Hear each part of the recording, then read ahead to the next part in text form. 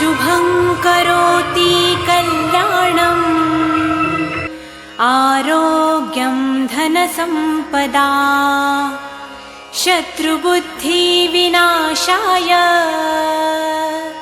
दीपज्योति नमोऽस्तु ते। दिव्यादिव्यारे दीपत्कार कानी कुंडलमोतीहार दिव्यालापाहुं नमस्कार કરી સમગ્ર પટાંગણને પવિત્ર કરનાર તમામ મુખ્ય મહેમાનશ્રીઓનો ખૂબ ખૂબ આભાર માનું છું. દીપ થકી દીપ જલે છે. એક જ્યોત બીજી જ્યોતને જલાવી એક જ્ઞાનનું પ્રકાશ ફેલાવે છે. આજના ગણિત વિજ્ઞાન પર્યાવરણ પ્રદર્શન થકી આજે અમારા બાળકોમાં પણ એક નવી જ્યોત પ્રગટે, ગણિત વિજ્ઞાનની જ્યોત પ્રગટે, એના માટે મા સરસ્વતીને વિશેષ પ્રાર્થના છે કે અમારા બાળકોને જ્ઞાન, બુદ્ધિ અને ડહાપણ બક્ષે. આવો આપણે ભારતીય સંસ્કૃતિ અનુસાર આપણા પટાંગણમાં, આપણા ઘરે કોઈ પણ મહેમાન જ્યારે આવે છે ત્યારે એનું આપણે ફૂલ નહીં તો ફૂલની પાકડીથી આપણે એનું સ્વાગત કરતા હોય છે અને સમગ્ર ઘરનું વાતાવરણ શોભામય બનાવતા હોય છે. ત્યારે અહીંયા ઉપસ્થિત તમામ મુખ્ય મહેમાનશ્રીઓનું સ્વાગત કરવા માટે હું પ્રાથમિક શાળા લહાનચર્યાની બાળાઓને વિનંતી કરું છું કે તેઓ સ્વાગત ગીત થકી મહેમાનોનું સ્વાગત કરશે.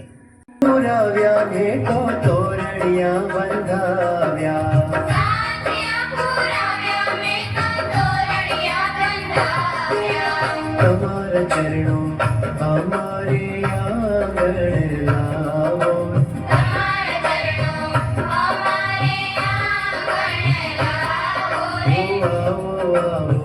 મોંઘેરા મહેમાન આવો રે.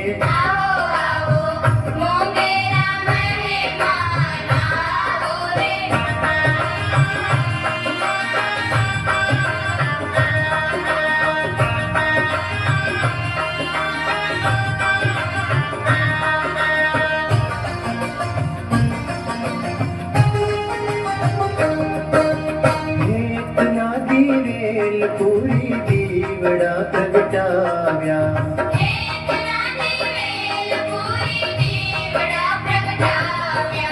એવી અનોખી પ્રેમની જ્યોત જલાવો રે.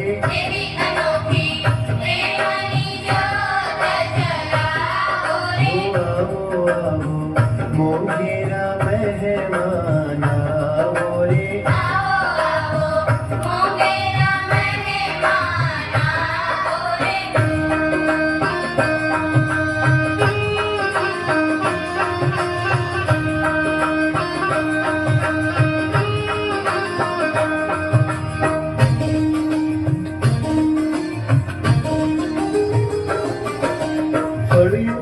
ફૂલવાડી રે આજે તમારા નામથી,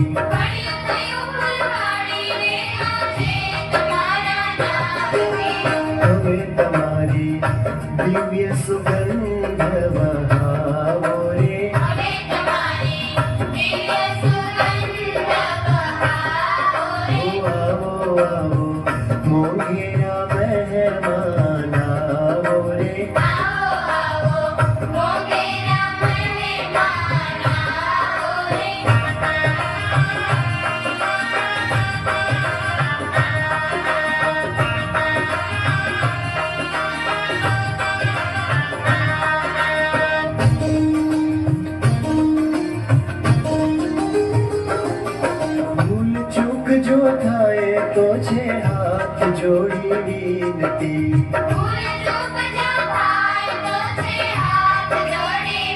અમે તો નાના તમે તો મોટેરા કહેવાઓ રે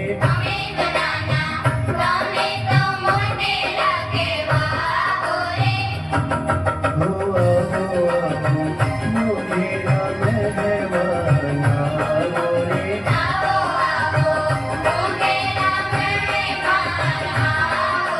અમારે આંગણ આજે છે મોટો લાવો રે આવો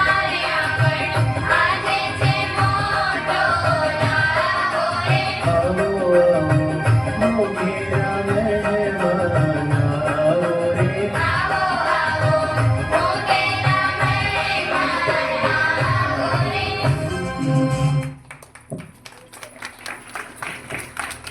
સ્વાગત ગીત રજૂ કરનાર લહાનચર્ય બાળાઓને ખૂબ ખૂબ અભિનંદન. ભારતીય સંસ્કૃતિ અનુસાર આપણા ઘરે અથવા આપણા પ્રસંગમાં કોઈ પણ મહેમાન જ્યારે ઉપસ્થિત થાય છે ત્યારે આપણું એમનું સ્વાગત કરવા અચૂક ભૂલતા નથી. તો આ સમયે અહીંયા મંચસ્થ બિરાજમાન મુખ્ય મહેમાનશ્રીઓનું આપણે ફૂલ નહીં તો ફૂલની પાકડીથી સ્વાગત કરવા માંગીએ છીએ. રસમયની જુદી નિયમ સાવ નોખા, રસમયની જુદી નિયમ સાવ નોખા, અમારે તો શબ્દો જ કંકુને ચોખા. આવો આપણે મંચસ્થ બિરાજમાન મુખ્ય મહેમાનશ્રીઓનું ફૂલ નહીં તો ફૂલની પાકડીથી આપણે એમનું સ્વાગત કરીએ. આજના પ્રસંગમાં અહીંયા ઉપસ્થિત મુખ્ય મહેમાન શ્રી તાલુકા સદસ્ય શ્રીમતી લક્ષ્મીબેન ગવળીને હું વિનંતી કરું છું કે તેઓ પોતાના સ્થાને ઊભા થશે અને પ્રતીક્ષાબેનને વિનંતી કરું કે તેઓ પુષ્પગુચ્છથી તેમનું સ્વાગત કરશે.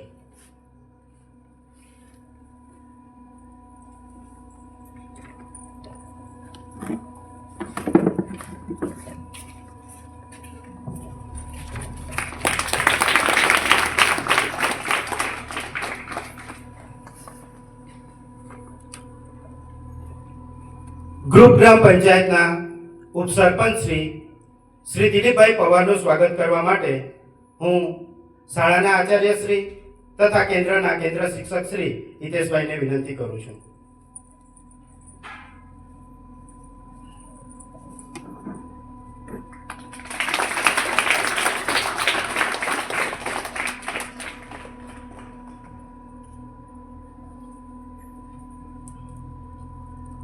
લહાનચર્યા ક્લસ્ટરના સીઆરસી કોર્ડિનેટર સાહેબ શ્રી મિલનભાઈ ચૌધરીનું સ્વાગત કરવા માટે હું પિંકલભાઈને વિનંતી કરું છું કે તેઓ સાહેબશ્રીનું સ્વાગત કરશે.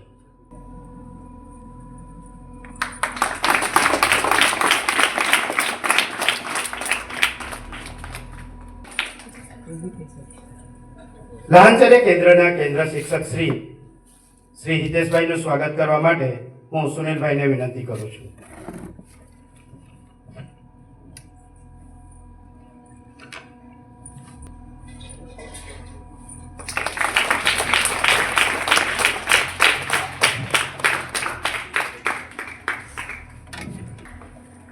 અમારા લહાનચર્યા કેન્દ્રના માર્ગદર્શક એવા હંમેશા નિત્ય કોઈ પણ પ્રસંગમાં ઉપસ્થિત રહેનાર અમારા વડીલ ગુરુજી શ્રી સોનીરાવભાઈનું સ્વાગત કરવા માટે હું કિરણભાઈને વિનંતી કરું છું કે તેઓ સાહેબશ્રીનું સ્વાગત કરશે.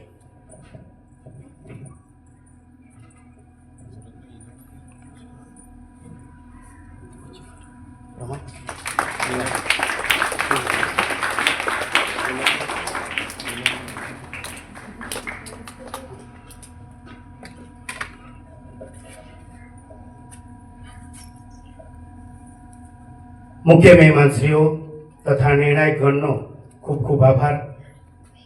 ફરી એક વખત લહાનચર્યા પ્રાથમિક શાળા વતી અમે સર્વ તમારું હાર્દિક સ્વાગત કરીએ છીએ.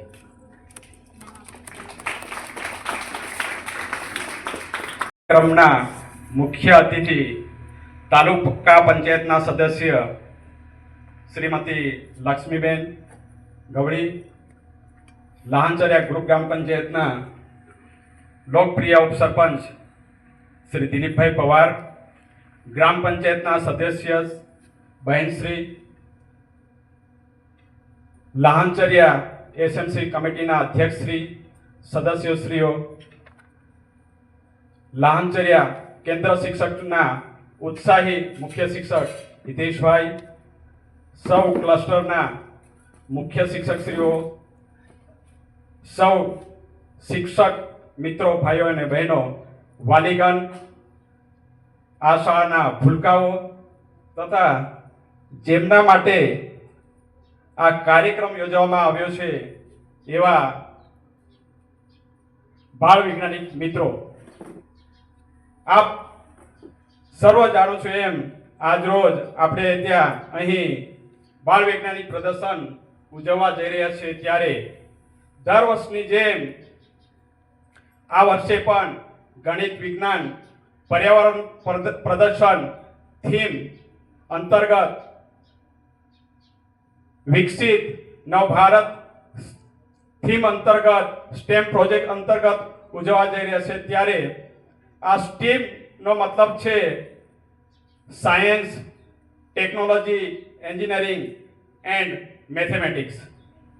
આ સ્ટીમ અંતર્ગત જોવા જઈએ તો આનો મતલબ થાય છે કે વિજ્ઞાન, ટેકનોલોજી, એન્જિનિયરિંગ અને ગણિતમાં કોઈ પણ કૃતિઓ હોઈ શકે. આપણે કોઈ પણ બે શાખાઓનો સમન્વય કરીને કોઈ પ્રોજેક્ટ, કૃતિ રજૂ કરી શકીએ છીએ. સ્ટીમનો અતિ મહત્વનો ભાગ એ છે કે સ્ટીમ અંતર્ગત આપણે કોઈ પણ કૃતિઓ રજૂ કરી શકીએ છીએ. આમાં સર્જક એના ઉત્સાહ સાથે કોઈ પણ કાર્યનું નિર્માણ કરી શકે છે. એવી જ રીતે આપણે આના નિર્માણ માટે ઉત્સાહથી કામ કરી શકીએ છીએ. આ માટે આપણે આ થીમનો ઉપયોગ કરીએ છીએ. આ માટે વૈજ્ઞાનિકો આનો ઉપયોગ કરે છે. થીમનો મુખ્ય હેતુ એ છે કે આ વૈજ્ઞાનિકો વિવિધ કૃતિઓ રજૂ કરીને આમાં દેશને આગળ લઈ જવા માટેનો અલગ પરિબળનો ભાગ ભજવે છે. સ્ટીમ અંતર્ગત આ વિજ્ઞાન, ટેકનોલોજી, ગણિત, ગાણિતિક આ બધું નિર્માણ કરવાનું આપણું છે.